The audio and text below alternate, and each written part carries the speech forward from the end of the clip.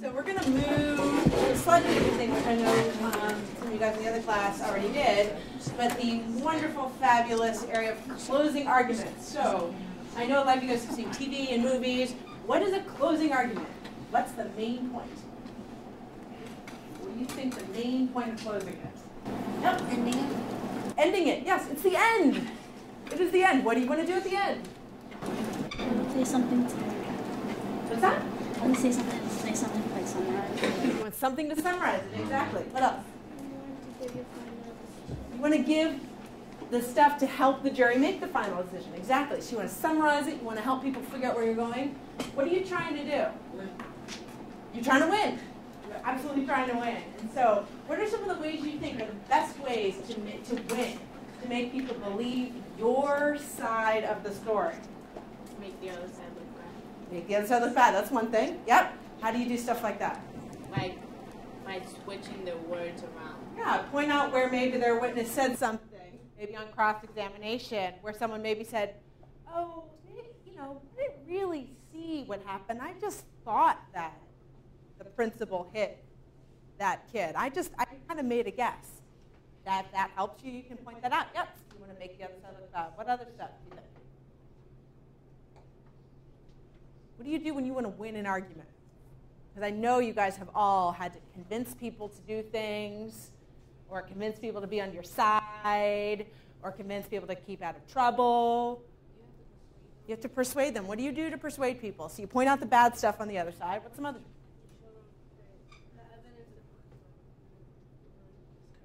Right. So it's not just the stuff that's bad that's on the other side that they messed up. It's also the stuff that's good for you. So I'm going to give you an example of a little closing, very kind of short. In our case, Amanda, who's back in the back, owns a dog. And her dog, when she left for work one day, and she did not properly latch her door, and her dog, PJ, got out and bit Lindsay. Lindsay's one of the other people who helps in her class. And bit Lindsay on the arm. She has all these terrible scars. She doesn't like going to the beach anymore because she's 17 years old, and she's embarrassed by all of her scars on her arm. And so in our case, Lindsay has been suing Amanda for this dog bite, for her medical bills, for all her emotional stress. And also because it turns out there are witnesses who say that Amanda's dog has been known to have problems, a problem dog. So this is kind of a little bit of an example, maybe, and you've probably seen him on TV. Lindsay Heffernan never wants to go to the beach anymore. She hates the summer, and she dreads going to prom. All because Amanda Kirchhofer was negligent. She didn't lock up her dog. She was thinking only of herself, and she rushed off to work, leaving poor Lindsay in the line of fire of her violent, nasty dog, PJ.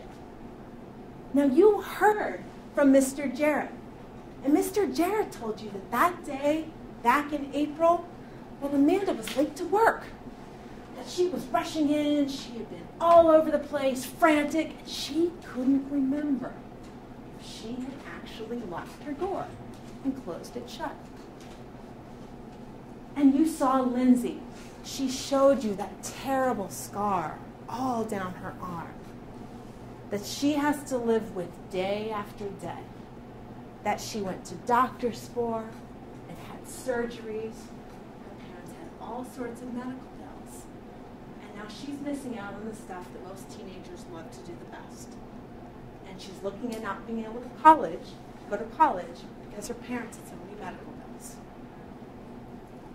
Now, you also heard from Melanie Nesbitt. And Melanie is Amanda's neighbor. And she wasn't there that day, but you also heard Melanie say how she's seen PJ before. PJ is nasty. Growls, he barks, he's nipping at her kids all the time, always getting really, really, really, really close. And that she has heard that PJ had bitten a couple other kids in the past too. And that she had told Amanda about that, and Amanda knew. Now, you'll hear the instructions from the judge, but what you have to decide is if Amanda knew her dog was dangerous, and she owed it to people. She owed it to the public. She had a duty to protect everyone else from her dangerous dog.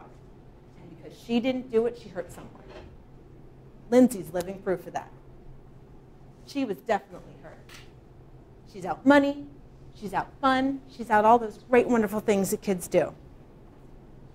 And Amanda knew her dog was dangerous and did not act in a careful way in making sure she left that day, because she was late for work, to keep that dog safe and secure. Now, you just have to find by a preponderance of the evidence that she was irresponsible, that she was negligent.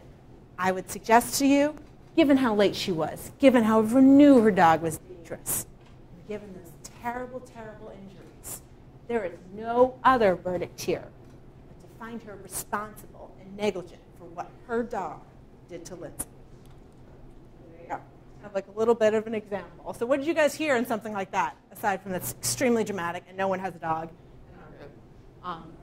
What did you guys hear in that sort of a closing, like a closing? What does that help you kind of decide? Her dog is nasty, yes. Does that help me as the plaintiff? Yeah, why does it help me? I think you could go against. Yeah, she should know if her dog is so nasty. Other people know about that. What other stuff did you guys hear? She was irresponsible. She was not responsible, right. It's a civil case. She was not responsible. What stuff made you think that she was not responsible? Right. She was late to work. Maybe she wasn't being careful and making sure the dog was all tied up. Yep. She was in a rush. Maybe she wasn't super careful. Yep. She knew the dog bit people. Maybe the dog bit people, so maybe she didn't take the care that she needed to. But if you flip it around the other side, so I said a couple of things. So, think of some other stuff. So, did someone actually see her leave the door open? No. Did someone actually know that she didn't actually put the dog in the crate inside the house? No. So I was kind of making an assumption based on the stuff that helps me from my client, Lindsay. But the other side might take some of those other things out. What other stuff did you guys hear for you? She got hurt. How it affected her. Right. Right. So you guys are in civil cases, you have to prove someone actually was hurt, usually. And sometimes it's physical damage, sometimes it's money that you're out, sometimes it's emotional. We were trying to say that Lindsay was harmed forever, emotionally. And how her parents got a lot of medical. Parents lost so much money. She couldn't go to college. Exactly. So this is the stuff, when you do closing arguments, you're taking all the little pieces that help you and that make people want to believe you. So that basically when you sit down, people are like, oh my gosh, that I absolutely believe their side. That is what I want. I believe every way they've described it. And that's kind of what closing arguments kind of do. So do you guys have questions about that? But for it's called Lindsay, right? Yes. The dog owner? Amanda's the dog owner. Lindsay was the one who got hurt. So for Amanda's defense, why can't you say it probably was an accident, she didn't know she was Right. Exactly. So you flip it around. I mean, we don't know. We're kind of making up the facts on this one. So exactly. So one of the things you point out is there's always kind of two sides to every story. Where there's something that happened, you can probably explain in at least two different ways. So, right. Maybe it was an accident. Maybe she didn't know, and that's one of the ways you can argue it that way. So like an example, you could sit up here in the same way and say, Amanda Kirchhofer did everything she could possibly do to keep everyone safe.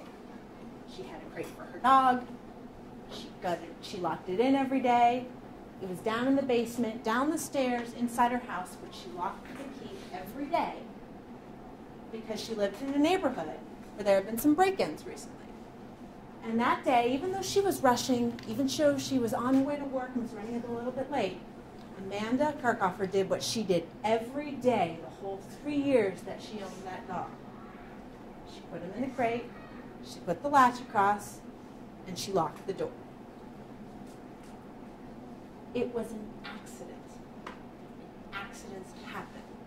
And it's terrible what happened to Lindsay. It's terrible that she got hurt, but it is not Amanda's fault. So that's kind of like another way you can kind of summarize stuff up and come back to your point.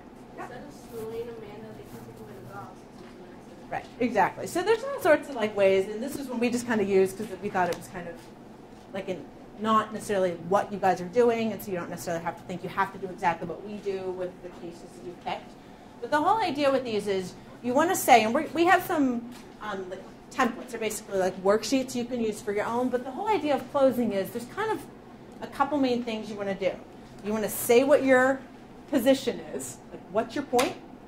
You want to give the reasons why your point is right. And you want to kind of remind the jury that your reason is right based on what the law is, those burdens that you guys talked about.